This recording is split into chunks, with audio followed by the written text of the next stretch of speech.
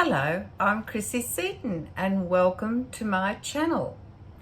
Today we are going to continue with the series on the patriarchs, and we are continuing with Abraham, and this is actually video number 9. But before we get into that video, I have to explain something to you. As you know, I have said I usually pre-record my videos and have a few already made in advance, so that should something unexpected crop up, I'm not struggling to meet timelines and things. Well, in my last video, which was number 8, Abraham, the patriarch, I had explained that I responded to suggestions that I don't read the verses in the Tanakh and just concentrate on the commentaries in Tanakh and also in Torah Anthology. So I thought, well, quite a few people had advised me about that. So I thought, well, I like to listen to and take advice. I realise I'm not the one with all the answers or all the good ideas. So I did that. And in my last video, which was video number 8, I think, was it? I think it would have been, yes. In that, I did exactly as the suggestions had come to me. And oh dear, all the best laid plans, Anyway, can I just say that I have had an overwhelming response in emails and also personal comments made to me. Please go back to the original version, the original format, which was for me to read the Torah verses, the verse from Tanakh, and then the commentary in Torah, and then the if there was any additional commentary in the Torah Anthology, go with that. So that has been overwhelming, far more overwhelming in numbers than the previous suggestion that I dispense with reading the Torah verses. Now, one, or the commonest, I guess, but one suggestion and comment that stood out was that they feel it's more compact when there is the verses read, then the commentary from Tanakh, and then if there's additional, that other layer that may be brought forward through Torah Anthology. And they've gotten used to that, and that seems they prefer it that way. And certainly I always leave a link for where they can read the verses online, kabad.org, and they appreciate that because then they get the richness also of Rashi's comments as well. So I know it's a long introduction, but having said all that, I stand corrected and I will return to the original format. And again, I thank you also very much, people who have taken the trouble to contact me personally and say, no, we don't care if the video is a bit longer than it should be. We can watch and pause it at any time. And I know a lot of viewers actually do what we call binge watch. They 3 or 4, and then they might sit down one weekend or something and go through a whole lot together. So I apologise for any inconvenience I caused in the last video. I have now re-recorded any videos I had made already in advance. So I've dispensed with those and I've re-recorded them according to the original format. I know that's been a long explanation, but I wanted to make that clear. And I understand those of you who did not like that format, perhaps you'll be able to break it down still in a manner that will be pleasing to you. but I have to say the protests far outweighed the original suggestion. Thank you all again. It actually gladdens my heart to think that so many people are interested in how this series of videos is presented. So I thank you all, no matter what the comment. I thank you all for the emails, etc. So having said all that, today we're starting at chapter 18 of Genesis in this video. I have skipped a couple of chapters because I want to stick to the bread and butter, so to speak, of Abraham. And having said that, those verses I am skipping are already almost a program in their own, because they are so far-reaching. There's so many little branches leading off that. So they're things that I will come back to and talk about individually, not necessarily associated with this series. So I have to sort of stick to getting the facts down about Abraham. So that is why you're going to find I skip some segments occasionally, because it's not because they're not important, it's because that they are important enough to warrant a segment all of its own. So we are going to be in chapter 18, and verse 1 is the only verse we're going to be discussing today, because it is action-packed with powerful messages for Gentiles. And so here we go. I will read the verse. Verse 1 of chapter 18 says, Hashem appeared to him in the plains of Mamre while he was sitting at the entrance of the tent in the heat of the day. Now that's verse 1. That's as far as we're going. We're now going to look at the commentary. Now this verse 1 certainly starts a whole platform of teachings, because it is essentially talking about the importance of visiting the sick, and also the importance of hospitality to strangers and visitors. So this is action-packed, this first verse. And when you first read it and skip over it, so what? Abraham was just, it was a hot day, he was sitting in the tent. You can miss so much. So this is why we have commentary, an in-depth commentary, because it opens up more understanding. So with having said that, I'm going to start now reading the commentary in the Tanakh, or Torah, and this is Genesis chapter 18 verse 1. Now this opening commentary is actually addressing verses 1 to 8 in a generalized term, so it gives you a good overview. So here we go, let's plunge into it.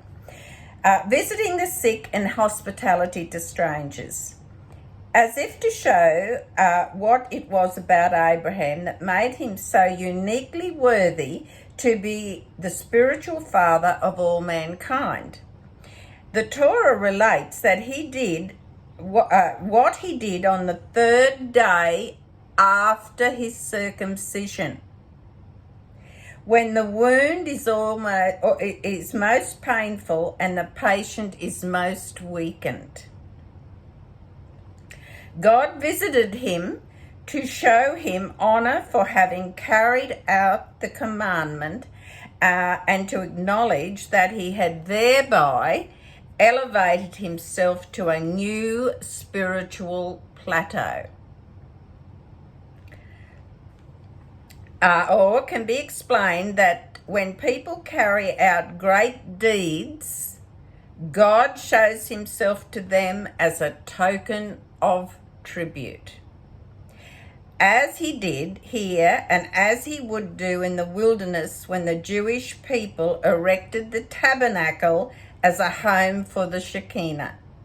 Thus, God's visit to Abraham was to demonstrate that he had become a chariot of the divine presence. Isn't that a beautiful explanation?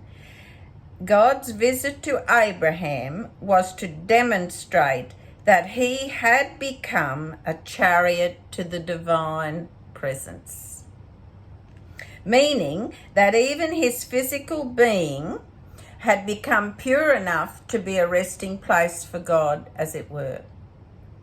To spare Abraham the physical strain of caring for guests, God brought a heat wave so that no wayfarers were up and about on that day. But Abraham longed for guests because a tzaddik is never content with past accomplishments. He seeks to serve God at all times. In Abraham's case, the manner of service was through being kind to people, thereby drawing them into his orbit so that he could inspire them with his example to learn about and serve God. In response, God sent him 3 angels in the guise of people, and Abraham ran to invite them in and serve them personally. Despite his age and illness, he also pressed Ishmael into service for education of the young. Must be practical. The theoretical preaching about kindness will fail to achieve the desired result unless it is accomplished by acts of kindness. So that's the opening introduction, a general introduction, and the introduction to verse 1 of chapter 18. So now we will cross over now and take a look at what's in Torah Anthology. And Torah Anthology I'm referring to today, it's volume 2, Genesis 2, and we are going to look now at pages 157 to 161. There's a few interesting little tidbits there I want to touch on to give us a bit more broader understanding as Gentiles, or anyone for that matter, but as Gentiles, I think it's important that we understand sometimes where some of our customs and righteous things actually stem from. So this is interesting. So again, we're going to only touch upon Genesis chapter 18 verse 1, no more, no less. So it says, the wording of this verse, well, I'll just reread that. God appeared to Abraham in the groves of Mamre. He was sitting at the door of the tent in the heat of the day. So that was verse 1. Just refreshed your memory with that. The wording of this verse teaches how great it is to fulfill God's commandments. It purifies a person, refines him, and makes him a new man. Because Abraham circumcised himself in an old age, he was very precious in God's eyes.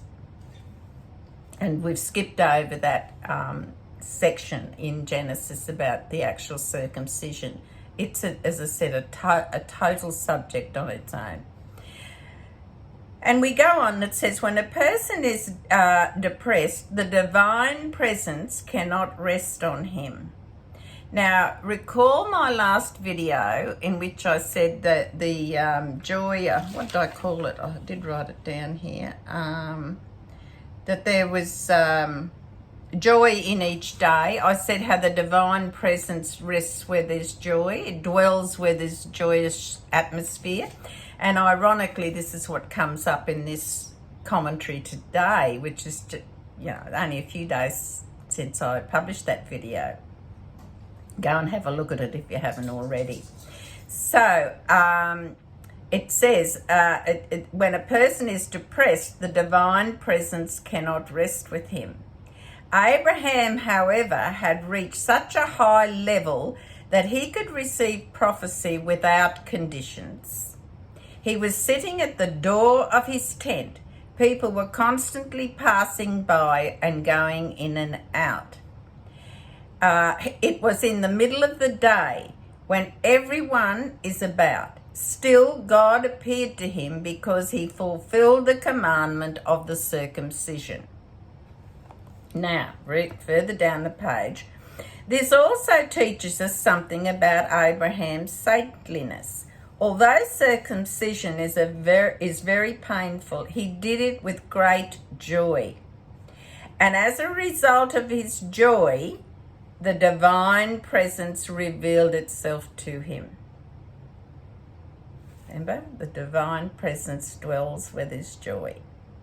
In this entire account, we do not find any reason for God's appearance to Abraham, nor is there any mention of God saying anything to him. Obviously, God would not appear to him without a reason. Moving on. Now, this was the third day since Abraham's circumcision. He was suffering greatly from the pain and the inflammation. God therefore revealed himself to him in order to visit him. God was thus doing something that he requires us to do, visiting the sick. And that's a very powerful message, because there is no other reference to why God appeared there other than he was visiting Abraham, his precious patriarch.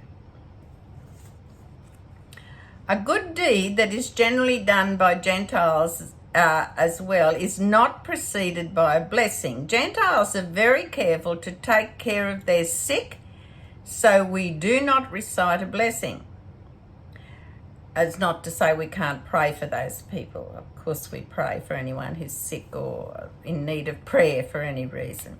A person who visits the sick is protected from punishment after death and is safeguarded from the evil urge and from suffering.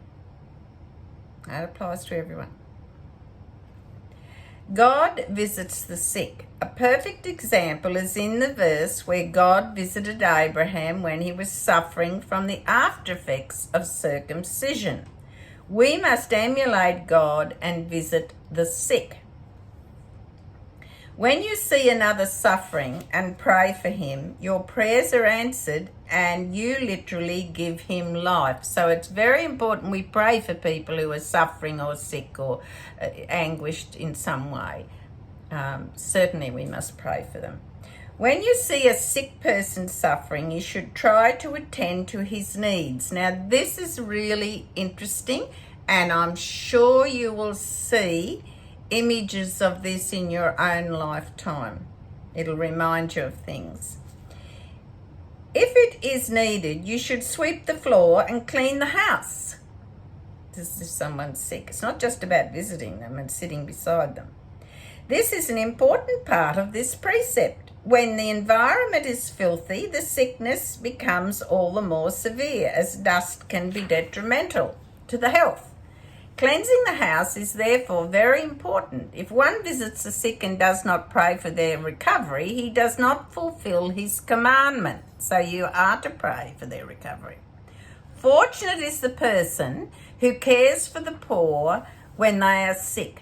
Some people make it their business to be informed when others are ill, so that they will be able to send them honey, chicken, and other things they may need. And how often do you, in your community, if someone's sick in your neighbourhood, often the neighbours will say, look, I'll cook. Or, there could be people that have little kiddies and things. They might say, well, I'll drop them to school. I'll pack their school lunches for them, blah, blah, blah. So this is where this all comes from Abraham, the way Abraham behaved, the wonderful, beautiful, lasting example that he left us and set for all mankind to do. All of us. First, one must be a doer of good deeds. Second, one must be humble. Third, one must be upright. And finally, he must be merciful. In other words, he should be kind-hearted towards everyone. So this is what we're all supposed to be doing. Only a person such as this can be called righteous.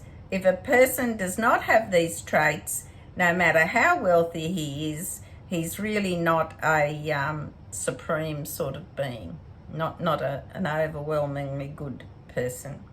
Obviously, it is essential to care for the poor. And most of us have been reared with that understanding that, you certainly give when people are in need and they're in poor circumstances, be it ill health or monetary. Now, continuing on here about the sick. This is very important, and I will tell you why afterwards. When visiting the sick, one should sit. However, one should not sit near the patient's head, since the divine presence is there. Neither should one sit near his feet, but only at his side. During such a visit, one should put on good clothing as he wears if he were going to synagogue. So in other words, you're putting on your dressing very nicely to go and attend and visit. In the patient's presence, one can pray for him in any language, since the divine presence is there. Any language is good, not only Hebrew. And when one prays for the sick, one must include among all the other sick of Israel. So if you're praying for a sick friend, you also include those that are sick and suffering in Israel. One says, may God make him recover along with the other sick of Israel. So in other words, may God make him or her and their name recover along with those that are sick in Israel. So isn't that a beautiful explanation? Now, remember when I said when visiting the sick, where one should sit, not at the head, not at the feet, but you sit, at their side. Okay, now let me tell you an old nursing, we were always taught that as nurses. Years ago when I first started, some of you probably think, and I mean that was well over 50 years ago I started nursing. Some of you younger ones are thinking, oh, that must have been in Florence Nightingale's time. Well, not quite, we've advanced a little bit. But there's a very good reason, and we know where this comes from now. But we were always taught too, when you had to be speaking with your patient, in other words, questioning them about their condition, doing things for, getting some history, you never stood at the foot of the bed and did it. You might have to read a chart, but as soon as you did that, you would then go and sit beside your patient. And the reason for that was, if you stood at the foot of their bed looking down on them, it looked like you're there inspecting, it's the future, or you're not being personable, you're standing there at attention, so to speak, like you're going to get better, I'm telling you, that type of, it doesn't have a warmth about it. It doesn't have a caring approach about it. You're standing on guard at the foot of the bed so you can make a quick getaway. That's the impression. If you stand at their head level, then, firstly, if a patient is unwell or in great pain, it's very hard for them then to extend their neck and follow you like this, eyeball to eyeball. They may not be able to. They may be, in traction, or all manner of things can be happening to them. And also you're standing over them, looking down on them, eyeball to eyeball. They can't really see your body language or gain a sense of comfort from you when you're just standing over them. Hence why we always would sit beside them if it were appropriate to sit. But you would certainly be standing in the middle portion of their body. That way your voice can be heard, your face is not out of focus. Also, if you're standing right above someone at the head level, your face can be out of focus, so they can misread expressions. So we were taught that, I think that was before we even went into the wards to start our training. This was how you did it, wherever possible, you sat beside the patient to engage with them. It gave them a feeling that you had time to sit You had time, you were sitting, you were engaging with them, you're making eye contact. It was more inviting for the patient to speak to you, and it was more, the communication could be more relaxed. You're more inclined to get some information that the patient ordinarily wouldn't impart to you. Or they might admit that they are really in a lot more pain than they've admitted. Or they may reveal a different symptom to you. So you're taking a position of, I'm here, I'm taking a seat, I'm sitting down, I'm all yours, tell me what you need. And I've got time to explain to you how things are going for you. So, where do you think all that came from? Same then, same today. Isn't it amazing?